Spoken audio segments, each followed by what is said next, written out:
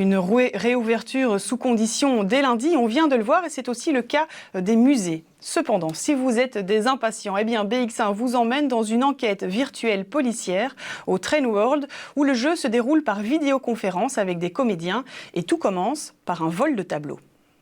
À quelques minutes du début de la partie, Maxime fait un dernier tour de la scène du crime. L'enquête a comme cadre l'histoire ferroviaire de notre pays. 2 tableaux ont disparu dans des trains à des périodes différentes.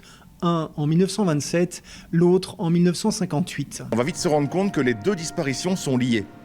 Et c'est le même inspecteur qui, 30 ans après, va réenquêter sur l'autre vol et arriver à faire des liens grâce à ses assistants qui sont représentés par les autres participants en fait.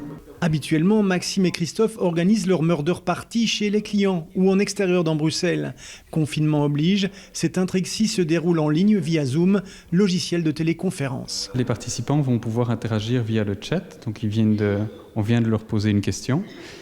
Et donc, nous on ne voit pas le chat parce qu'on est uniquement participants, mais les maîtres du jeu voient le chat et interagissent par rapport aux questions qui ont été posées.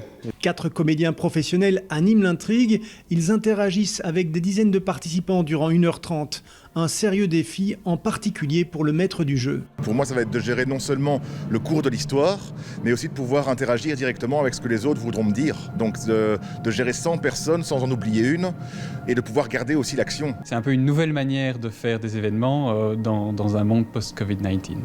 Le scénario du jeu permet également de redécouvrir les trains les plus emblématiques de notre pays. On essaye de faire participer le public qui ne peut pas venir physiquement au musée, et de lui faire découvrir nos collections et de leur donner envie, une fois que le musée aura rouvert la semaine prochaine, de revenir nous voir. Une réouverture programmée mardi avec comme consigne d'acheter de préférence ses tickets d'entrée en ligne.